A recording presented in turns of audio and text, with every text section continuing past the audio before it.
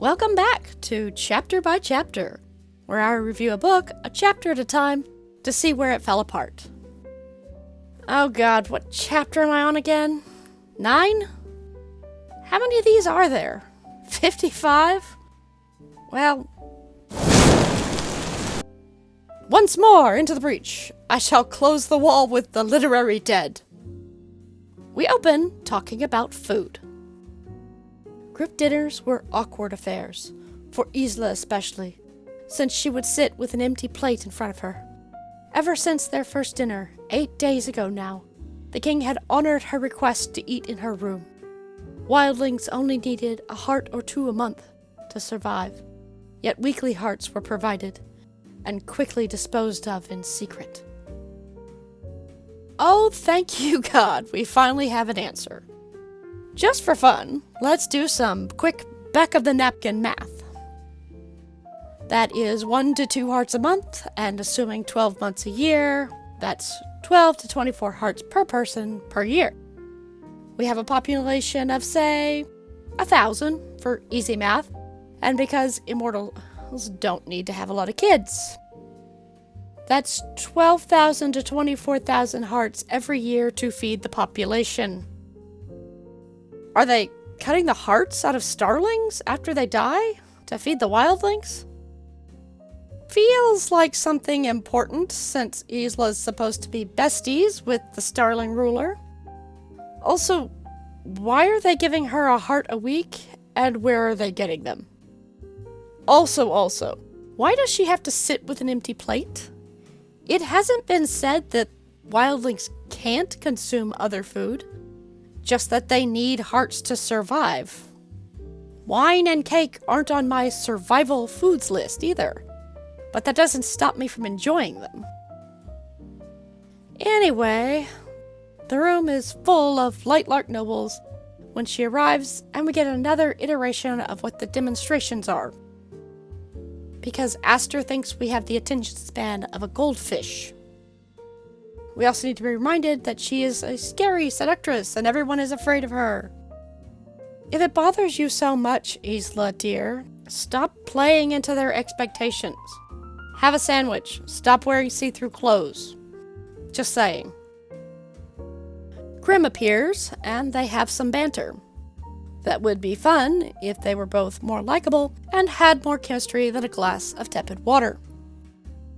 Azul calls for the dinner to begin, and this is a demonstration. Literally. He asks the rulers to demonstrate their powers, of which Isla has none. But Grim is up first. He opened his palm. The room changed. Suddenly there were 100 Grims, standing between each chair, all smirking. The ceiling cracked open, the floor split. Large slabs of stone fell right onto their heads. Screams pierced the air. Everything disappeared. The room was back to normal. There was just one Grim, looking bored as if the display hadn't used even a whisper of power. This is not bad. Not good. Could be better. But not bad. The main problem is that it's cold and impersonal. It's like she's describing something on a movie screen. What would be a moment of heart-pounding terror feels bland. In writing, you should always try to engage all 5 senses whenever possible, not just sight. Hear the cracking of the stone, the rattling of the dishware. Feel her chair shift as the floor falls away, the rush of wind, the pounding of her heart. Taste the bile as her stomach lurches in terror. Smell Grim's cologne, and then it be whisked away as fresh air rushes in from the falling ceiling. A good illusion has to do more than just trick the eye, or your brain is going to call foul. Anyway, Isla realizes how scary Grim can be, and she sees Oro also giving him the evil eye. So I guess the rest of the rulers are stuck in dull surprise mode. Oh, this? And the answer is... Dull surprise! So you're wrong! Not sure why anyone is surprised that the warlord is scary, but that's neither here nor there.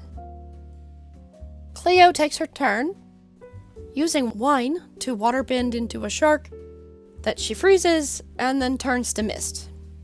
I'm sure the cleaning staff is going to love her. Hope that carpet isn't white.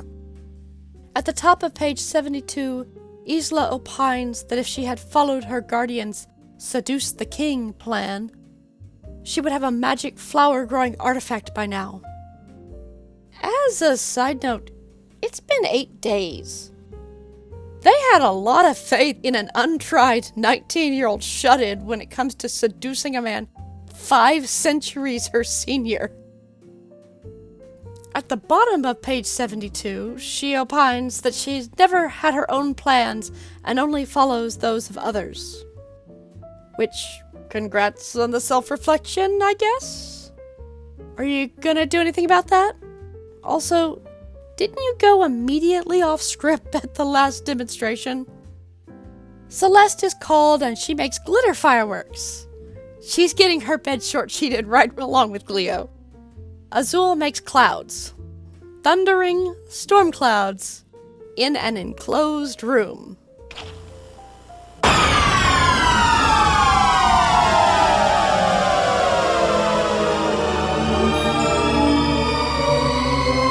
The audience is now deaf.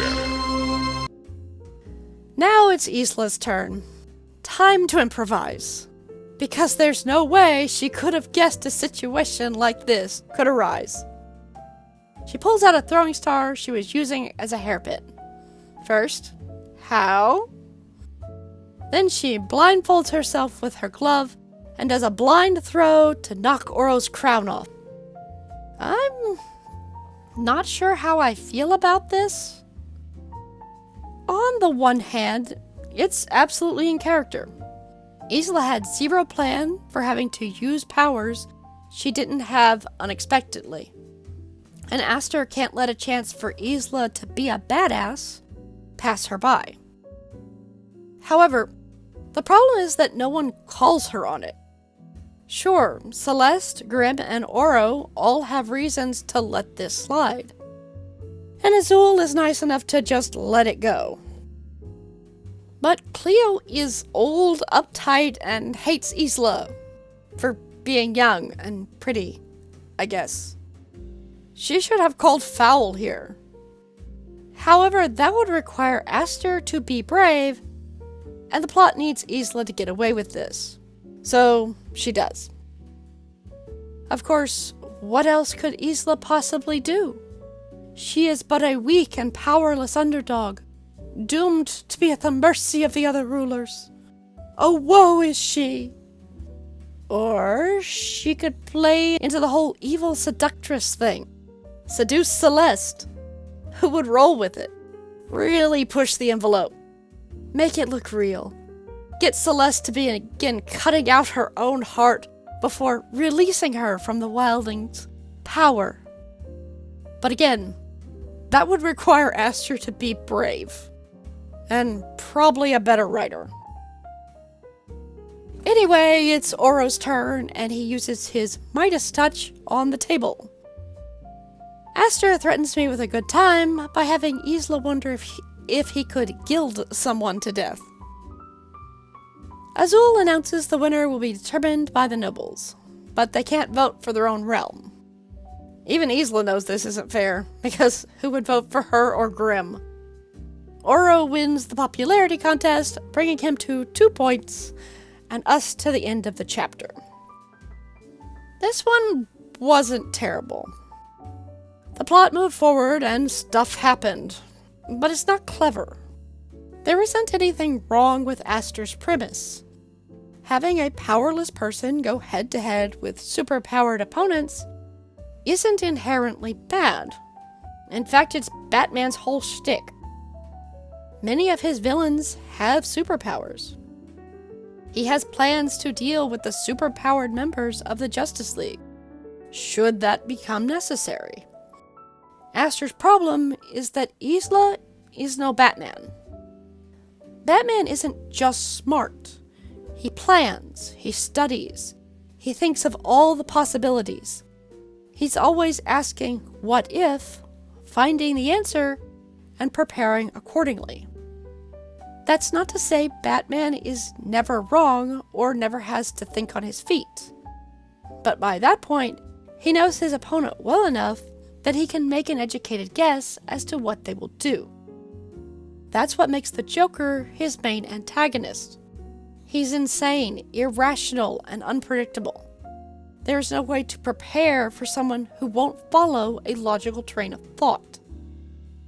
But writing a Batman-style character is hard. You have to make them smart without making the other characters stupid. Oro has been king of a cursed island for 500 plus years.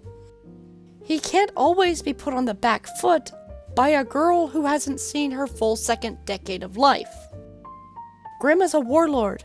She should not be able to outfight him. And if he lets her win, she should be wildly suspicious of his motives. But again, I'm talking about how things should be. Thank you for your time. I know everyone's mileage will vary, so feel free to leave your thoughts.